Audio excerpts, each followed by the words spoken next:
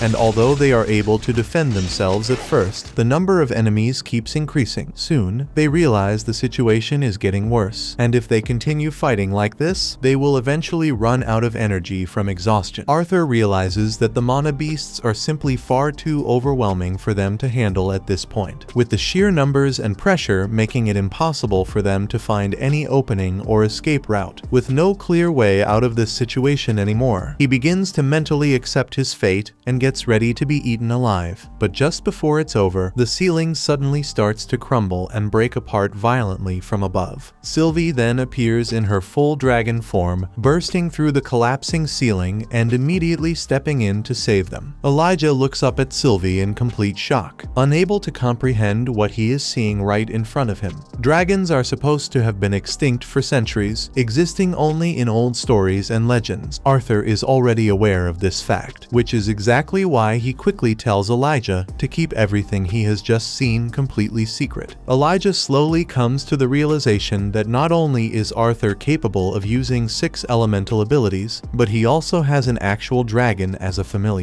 Coming to this conclusion makes Elijah feel worse about himself, as if he is already far behind Arthur in both strength and experience despite them being roughly the same age. Arthur then offers Elijah his hand, helping him get up, and Elijah hops onto Sylvie along with him. Sylvie then spreads her wings and flies straight through the swarm of mana beasts with incredible speed, effortlessly breaking through their formation and carrying all of them safely out of the collapsing cave system. After reaching a safer distance away from the danger, they all get off from Sylvie. Sylvie tells Arthur that she could easily carry all of them directly back to town in one flight, but Arthur immediately reminds her that if people were to see a dragon flying casually through the sky, it would cause massive panic and unwanted attention from powerful groups. Sylvie agrees to stay hidden for now. Shortly after this, Samantha finally wakes up and says Arthur looks a lot more handsome without his mask, after which she thanks Arthur for everything he has done to save her life. She then reveals that she managed to successfully store the Elder Woods beast core with her even while she was unconscious during the chaos. Arthur suggests that they should head back to the guild as quickly as possible so they can trade in the beast core and collect the reward that was promised. However, Samantha and everyone else immediately disagree and instead all come to the conclusion that Arthur should be the one to keep the reward, since in their eyes they only survived this mission because of him. Arthur initially refuses their offer at first, insisting that he understands exactly how valuable the reward is and does not want to take something so important from them. However, after seeing how serious they are about giving it to him without any hidden motive, he eventually gives in and agrees to accept it. Jasmine and Elijah then decide to head off together in order to find some drinkable water nearby for everyone. In the meantime, Arthur begins writing a magic letter to his parents, telling them that both he and Jasmine are safe and have survived everything that happened. After the letter is delivered and read by them, both of his parents feel an overwhelming sense of relief, knowing that he is alive and well. Meanwhile, back at the guild, the receptionist walks into Caspian's office to inform him that he currently has a visitor waiting to see him. After some time, Arthur and the rest of the group are now inside the guild clinic receiving treatment and recovery care, and it is clear that they are healing and stabilizing very well after everything they endured. But just then, Arthur suddenly senses someone approaching the room and quickly puts his mask back on just before Caspian walks in and asks him how he is recovering and whether he is in good condition. Arthur responds by saying that he and the others are fine and that they are ready to be discharged and leave the clinic whenever the guild allows them to. With that aside, Caspian then informs Arthur that the dungeon raid he and his comrades participated in was not officially authorized by the guild. On top of that, Lucas has filed a formal complaint against their group, accusing them of being responsible for everything that happened during the incident and the damage caused. Because of this situation, a guild council will now be held in order to decide how their case should be handled. A while after that encounter, Arthur is seen sitting quietly in the lobby, and that is when Lucas suddenly walks in. The moment Lucas notices Arthur sitting there alive, he becomes visibly surprised because he honestly did not expect Arthur to survive the dungeon at all. However, Lucas quickly hides his reaction and immediately pretends to be relieved and happy to see Arthur alive and well. Arthur is fully aware that Lucas is only putting on an act and pretending to care, so he does not bother saying much to him and simply walks past him before entering Caspian's office. Arthur then takes a seat inside the office, and Caspian asks him to give a detailed explanation of exactly what happened during the dungeon expedition expedition and everything that led up to the disaster. Meanwhile, Jasmine suddenly wakes up from her coma and immediately jumps out of bed in panic while asking where Arthur is. However, Mary quickly stops her before she can run off. Mary assumes that Jasmine is worried Arthur might be blamed and held responsible for what happened inside the dungeon, so she reassures her by saying there is no need to rush because the guild is not currently holding them responsible for the incident. At the same time, while Arthur is giving his report inside the office, Caspian reveals that Lucas has already submitted his own testimony as well. Apparently, Lucas lied in his statement and claimed that after Arthur became the leader of the party, he abandoned the rest of his comrades by using them as decoys while trying to escape together with Jasmine. Caspian makes it clear that he understands this is only Lucas's version of the story, so he has no intention of making a final judgment yet. Because of that, he explains that he still plans to question Elijah as well so that he can hear the full story from another witness and properly understand what really happened inside the dungeon. At the same time, Elijah is shown outside training by himself. However, Lucas suddenly approaches him together with his lackeys and informs him that Caspian will most likely be calling him in soon for questioning regarding the dungeon incident. Since Elijah is one of the only surviving witnesses who is capable of giving a proper testimony about what really happened inside the dungeon, Lucas approaches him and pressures him into giving a false statement against Arthur during the inquiry. Lucas specifically tells Elijah to testify against Arthur and claim that Arthur recklessly placed the entire party in danger, abandoned his responsibilities as leader, and directly caused the deaths of Brauld and Reginald through his poor decisions. However, Elijah is far too loyal to Arthur to betray him in such a dishonest way, especially after everything Arthur did to protect everyone inside the dungeon. So Elijah immediately refuses to cooperate with Lucas's plan. Hearing Elijah reject him like that frustrates Lucas badly, so he immediately decides to move on to a second plan and attempts to eliminate Elijah before he can testify at all. Lucas's guards suddenly rush toward Elijah from multiple directions and begin attacking him aggressively without holding back. Although Elijah is able to defend himself against the guards for quite a while, the constant pressure from fighting several opponents at the same time slowly begins wearing him down. But right before the guards are able to land the finishing blow on him, their bodies suddenly become unbelievably heavy out of nowhere, making it almost impossible for them to even move their arms or legs properly. This strange phenomenon is revealed to be Arthur's doing as he suddenly appears nearby surrounded by an eerie and intimidating aura that immediately changes the atmosphere around everyone there. Arthur then calmly fires a warning shot directly toward Lucas. The attack only grazes Lucas's ear instead of seriously injuring him, but even that small graze is enough to leave Lucas trembling in fear after sensing Arthur's killing intent. After firing the warning shot, Arthur immediately lunges forward and prepares to strike Lucas with what appears to be a decisive attack. However, before Arthur can land the blow, Caspian suddenly arrives at the scene and loudly orders Arthur to stop immediately and allow the official inquiry to handle the situation properly instead of taking matters into his own hands. Once the situation calms down slightly, Caspian then turns toward Lucas and firmly tells him to head to the infirmary immediately and get his injuries treated. After Lucas and the guards leave, Caspian asks Elijah to leave for a moment and give him some privacy so he can speak with Arthur alone. Once Elijah leaves, Caspian warns Arthur that attacking Lucas so openly and aggressively was not a wise decision because actions like that will only bring more suspicion and unnecessary problems onto himself during the investigation. Arthur hears Caspian say this and immediately gives him an extremely intense death stare because he begins to suspect that Caspian might actually be siding with Lucas instead of remaining neutral. The pressure coming from Arthur's overwhelming aura shocks Caspian so much that he starts to get scared. Even so, Caspian takes a deep breath and carefully explains to Arthur that he is only trying to help him and protect him from making the situation even worse for himself, whether Arthur chooses to believe him or not. Arthur ultimately chooses to believe Caspian's words, and hearing that makes Caspian feel visibly relieved before he turns around and begins walking away. However, just before Caspian can leave completely, Arthur suddenly calls him back and says that there is still something important he wants to ask him about. A few hours later, Arthur and Lucas are brought before the council in order to receive their official judgment regarding the dungeon incident. The chairman begins begins the hearing by explaining that because of the casualties caused by entering the dungeon without official guild permission, Lucas will have his A-rank adventurer title stripped away from him permanently. On top of that, Lucas is also informed that he is now banned from re-registering as an adventurer in the future. However, Lucas does not seem very bothered by this punishment at all because he already knows that he plans on attending Xyrus Academy anyway, so he does not really need to continue being an adventurer for the time being. Not only that, but Lucas is also confident that even if he ever wants his adventurer status back later on, his father has enough influence and authority to simply have the ban removed for him. The chairman then orders Lucas to hand over his guild card, and Lucas complies and turns it. Arthur quietly watches the entire situation unfold and quickly realizes that the punishment being given to Lucas is all just for show. After dealing with Lucas, the chairman then prepares to announce Arthur's punishment